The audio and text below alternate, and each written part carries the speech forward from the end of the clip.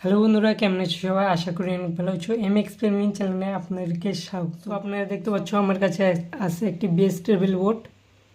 তো এটা মেকরা বাজার থেকে অর্ডার করেছিলাম, 400 টাকার দাম নিয়েছে। তো কানেক্টরগুলো ফ্রিতে দিয়েছে, 400 টাকা দাম নিয়েছে।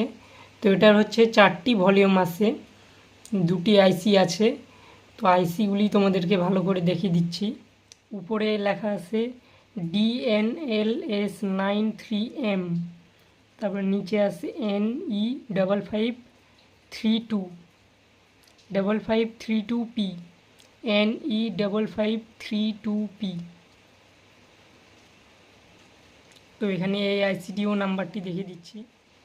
তো বেশ একই, দুটি নাম্বারই একই, আইসিটি নাম্বারটি দেখো একই, এটারও সেম 5532P। তো এটারও সেম। তো দুটি আইসি সমান আছে। আর এখানে যে সাউন্ডটিকে মিক্স করার জন্য রেজিস্টারগুলো দিয়েছে, তো খুবই ভালো রেজিস্টারগুলো দিয়েছে। আর এখানে তোমাদেরকে বলে দিচ্ছি, এখানে ভিসিসি আর এখানে লেখা আছে গ্রাউন্ড। তো এখানে কত ভোল্ট ইনপুট দিব এটাই হচ্ছে মেন ব্যাপার।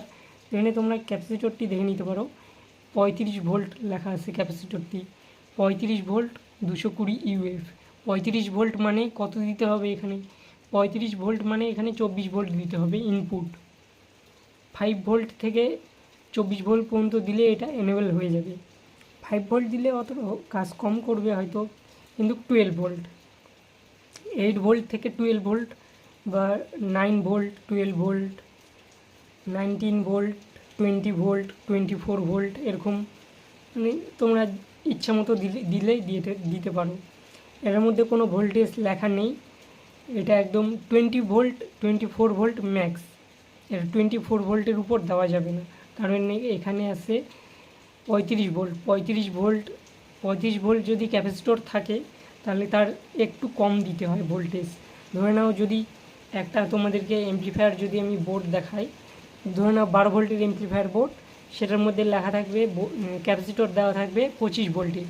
25 ভোল্টের ক্যাপাসিটর দেওয়া থাকবে 12 ভোল্টের অ্যাম্প্লিফায়ার বোর্ডে, তাহলে ভোল্টেজটা ডবল দেওয়া থাকলো। তো এখানে সেই হিসাবে ঠিকই আছে, 35 ভোল্ট দেওয়া আছে।